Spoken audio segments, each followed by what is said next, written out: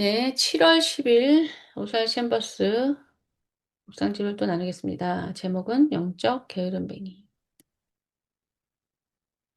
서로 돌아보아 사랑과 선행을 격려하며 모이기를 패하는 어떤 사람들의 습관과 같이 하지 말고 오직 권하여 그날이 가까움을 볼수록 더욱 그리하자. 우리는 모두 영적인 게으름쟁이들이 될 수 있습니다. 우리는 험하고 거친 인생을 원치 않으며 오직 조용하고 안일한 삶을 살기를 원합니다. 그러나 히브리서 10장의 요지는 서로 격려하며 모이기를 힘쓰라는 것입니다. 서로 자기 중심이 아니라 주님 중심이 될 수 있도록 솔선하여 붙들어 주라는 것입니다. 사실 혼자 멀리 떨어져서 은둔의 삶을 사는 것은 예수님께서 가르치신 영적인 삶과 정반대의 삶입니다. 네, 저도 이렇게 은둔의 삶을 살 뻔했어요. 너무 예민하고 보이는 게 많고 그래서 너무 피곤하고 또 사람들 때문에 스트레스를 많이 받기 때문에 근데 하나님께서 저에게 그때는 이제 하나님 말씀하신 건지 몰랐죠. 그렇게 살면 편하긴 한데 열매는 없을 것이다. 네 인생은 메마를 것이다. 라고 스스로 생각을 했어요. 그런 생각이 들었어요. 그래서 그냥 편하게 살면서 메마르면서 열매 없는 인생을 할 것인지, 아니면 궁극적인 열매를 가치 있고 의미 있고 후회하지 않는 인생을 살기 위해서 모든 것을 이렇게 이겨내는 거, 모든 것을 받아들이고 해결할 것인지를 이제 선택을 한 거죠. 그래서 다 후자를 선택했습니다. 그래서 제가 사랑의 역사를 한 거예요. 그게 기독교를 제대로 믿어보겠다고 결심한 아주 초창기예요. 그러니까 이런 어떤 결단을 통한 그 의지가 나와야지 진짜지. 계속 머리로 믿고 생각으로 믿고 하다가 뭐 또 결단하려고 하니까 또 뭐 게으르고 힘들고 또 미루고 어쩌다가 또 이제 결단을 했는데 해보려니까 이제 힘들어서 또 누워 대체로 이렇게 하시면 그냥 세상에 나가서 사시는 게 훨씬 나아요. 그러면 훨씬 더 이쪽을 와야 되는 이유를 찾을 수가 있어요. 근데 지금 말씀드린 이런 분들은 문제는 이게 그냥 기독교인 줄 알아요. 그냥 생각만 하고 있다가 한번 해볼까 하다가 또 잊어버리고 하려고 하니까 뭐 다른 게 또 유혹하고 네, 너무 안타까워요. 네, 누구나 거칠고 험한 인생을 원치 않고 편하게 힘들지 않게 살기를 원하죠. 네, 하지만 그것은 온실 속에서 편하게 살겠다는 거예요. 그러면 그 사람은 점점 약해질 것이고 인공호흡기 껴야 되고 힘드니까 나는 휠체어에 앉아 있을 거고 힘드니까 나는 밖에 안 나갈 거고 힘드니까 공부도 안 할 거고 우린 계속 그쪽 방향으로 나아가게 되죠. 제가 예상한 대로 이제 힘든 건 당연한 거 된 거예요. 왜냐하면 제가 원하는 방향으로 살지 않기를 결심했어요. 그거는 뭐냐면 그냥 꾀를 부리고 내가 원하는 걸 이렇게 선택하지 않고 그냥 내 인생에서 오는 모든 걸 받아들인다. 사람들 이렇게 막 선호로 이 사람과 살기가 저 사람과 살까 어차피 뭐 저는 그러고 싶은 사람도 없었고 어떤 사람이든 하나님이 만나게 하신 사람에게 그냥 최선을 다한다. 선을 행하려고 해도 이 인간은 또 꼴보기 싫고 저 사람은 또 마음에 안 들고 그렇게 찾지 말고 무조건 그냥 모든 사람이에게 조금이라도 선을 베푼다. 이렇게 자기 주도적이고 복음적인 선택을 됐어요. 그러다 보니까 지금 저희 공동체 분들이 많이 느끼시겠지만 엄청난 삶이 시작되는 거죠. 엄청나게 치열하고 엄청나게 성장하고 너무나 바쁘고 하지만 점점 더 열정과 그 갈망이 생기는. 그런데 분명한 거는 이 삶으로 나아오시면 늘어져 있을 시간이 없어요. 근데 그 치열함이 고통스럽고 힘든 게 아니라 그 삶에 대한 어떤 생명력, 바이탈리티로 느껴져요. 왜냐하면 하나님은 우리가 그렇게 살기를 원하시기 때문에 육체로 편하게 내가 원하는 대로 사는 삶은 생명과 멀어진다고 생각하시면 돼요. 그냥 이 세상이 어떻게 뭐 지어졌든 부모가 아니면 외부의 사람들이 나에게 어떤 생각을 가지고 뭘 어떻게 했든 난 다 모르겠고 그냥 내가 원하는 거, 원하는 선택, 하고 싶은 것만 하겠다. 절대 기독교인은 이렇게 살 수 없습니다. 내가 원하는 대로 사는 삶은 기독교인이 아니에요. 왜냐면 그 삶에는 하나님의 섭리가 이루어지지도 않고 하나님의 섭리가 존재함에도 불구하고 우리는 분명히 그걸 선택하지 않을 거예요. 왜냐면 내가 원하는 게 아니기 때문에. 그러니까 기독교인이 된다는 것은 분명한 깨달음을 통해서 자기가 하는 선택이에요. 이렇게 하라는 선택이 아니라 내가 하는 선택이에요. 그냥 편하지만 심심하고 지루하고 무료하고 의미 없고 낭비되는 인생보다는 훨씬 나으니까. 결단이 필요하다는 걸 아셔야 되고, 이런 삶을 사셔야 자녀들을 어떻게 키워야 될지도 알아요.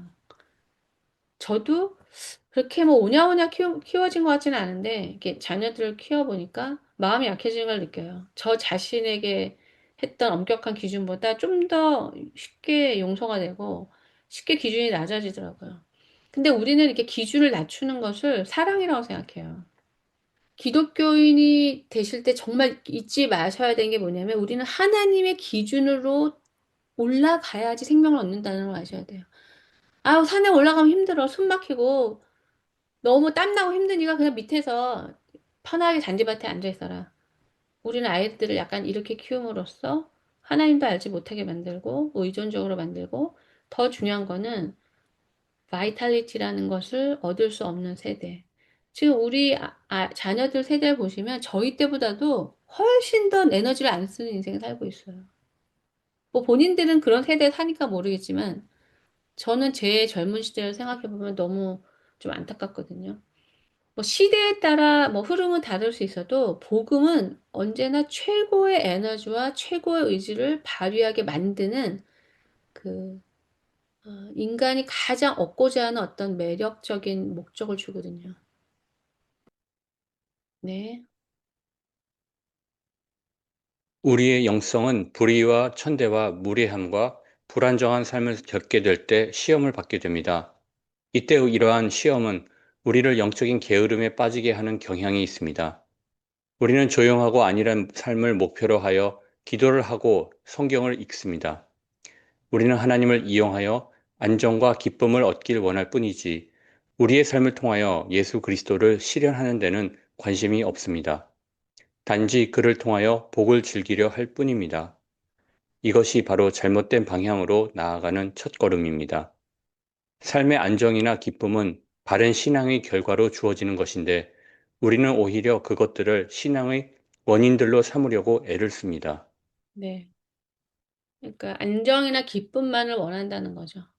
이것은 우리가 하나님 앞에 바른 삶을 살았을 때 얻어지는 결과물인데 어떤 바른 삶의 결과가 아니라 목적이 되어버린다는 거죠. 결과가 목적이 돼버리니까 그 정말 참된 그 목적이 상실된 거죠. 이런 거 많이 느껴요, 요즘에. 그러니까 기독교를 제거하려고 할 때 사람들은 그게 뭐 보이지도 않는데 뭐 천국이 어딨냐. 하나님도 뭐 보이지도 않는다. 그리고 참된 기독교를 실현하는 사람이 적으니까 별일이 아닌 것처럼 생각해요. 교회를 없애려고 하는 뭐 공산주의 국가 이런 것들을 다른 기독교인들이 굉장히 위험하게 보지 못하고 뭐 그냥 지하에서 믿으면 되는 게 아니냐. 이런 식으로 생각하는데 하나님의 말씀이 없으면 인생은 목적을 상실해요. 목적을 상실해요.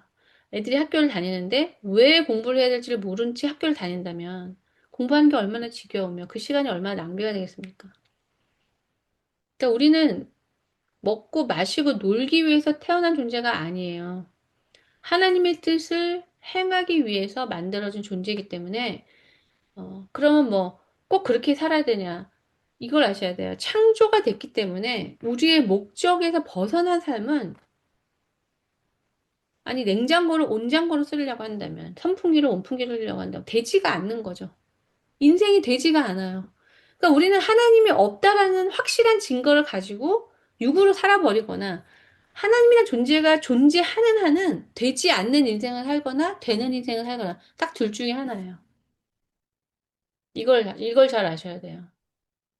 우리는 안정과 기쁨을 얻으려고 하면서 하나님의 계명을 버리기 때문에 계속 불안정하고 계속 슬프고 고통스러워서 또 안정과 기쁨을 원하는 지금 제가 말씀드린 걸 이해하시겠죠?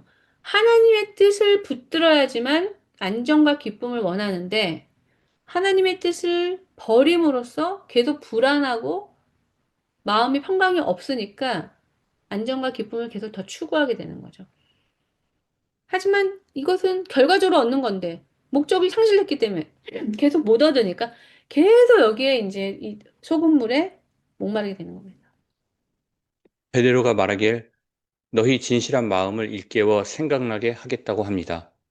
영적으로 충만한 하나님의 사람에 의하여 우리의 옆구리를 찔린다는 것은 가장 귀찮은 일일 것입니다.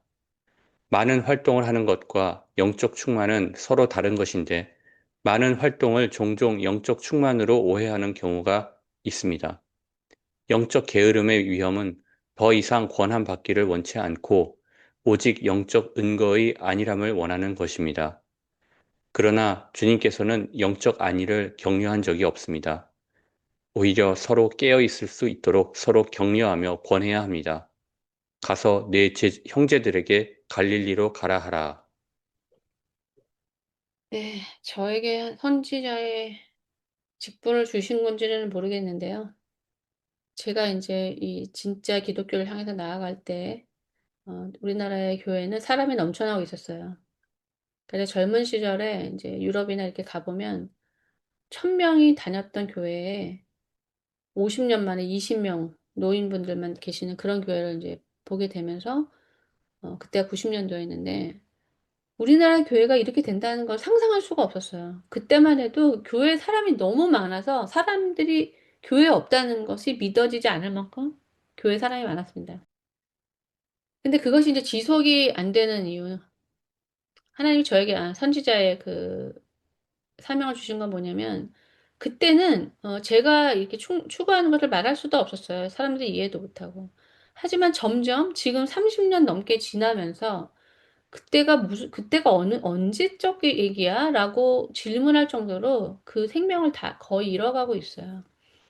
그러니까 저는 이제 느끼는 거죠. 저는 계속 성장하는 길로 나아가고 있는데, 오히려 교회는 계속 쇠퇴하는 방향으로 가다 보니까, 많은 다수의 분들은 잠자는 것이 그냥 일반화가 되어 있고, 그것이 위기를 느끼지 못해요. 근데 저는 저랑 뜨겁게 같이 관계했던 사람들 중에 40% 이상이 교회를 안 나가요. 과거 저의 젊은 시절에 만났던 사람들 중에. 교회를 다니는 것만으로도 명맥을 유지할 뿐만 아니라, 이게 잠자는 시간, 여기서 지금 챔버스가 말씀하시는 거는, 그 과거에 내가 뭐 뭘 했다, 사냥인도를 했다, 과거에 내가 뭐 청년부 회장이었다, 이런 거는 이미 자고 있는 거예요. 신앙은 계속적으로 성장해 나가기 때문에 꽉 찬 인생을 산다는 거거든요. 과거의 얘기는 상관이 없어요. 그러면 지금은 앞으로는 더욱더, 앞으로 10년, 20년 지나면 잠자는 사람들이 너무 많아서 그냥 잠자는 게 기독교라고 말하는 시대가 올 거라는 생각이 들어요. 성경에서 나오는 이제 잠자는 다섯 처녀들이 너무나 많아져서 거기에 경각심이 들지 않는 시대가 된다는 거죠. 근데 이제 저 같은 사람은, 저는 계속 성장해 가고 있으니까 그게 더 두세 배로 느껴져요. 잠잔다는 게 무엇인지. 얼마나 그것이 찌푸둥하고, 어, 그것은 이제 영적 게으름은, 뚱뚱한 사람이 몸을 잘 못 움직이잖아요. 너무 뚱뚱하면 운동도 잘 못하거든요. 힘들어서. 약간 그런 느낌. 찌푸둥한 느낌. 예. 그러니까 외모를, 외적인 것을 가꾸시려면요. 내면적인 마음의 변화부터 시작되셔야 돼요. 내면적인 청소, 뭐 도덕적 청소뿐만 아니라 하나님 앞에서 합당치 않은 것들, 하나님이 싫어하시는 것인데 내가 잘못 계속 애착을 갖고 있는 것들을, 어, 이렇게 자발적으로 나를 위해서 뭐 하라 그러니까 율법적인 게 아니라, 이런 삶은 이제 안 되겠다. 이건 계속 살찌는 인생이다. 좀 내려놓고 좀 가뿐하면서 목적 중심의 이렇게 날렵한 자유로운 하늘을 나는 독수리 같은 그런 삶의 갈망이 이제 일어나시게 되면 청소가 일어납니다. 그 삶으로 초대되시기를 간절히 바라겠습니다.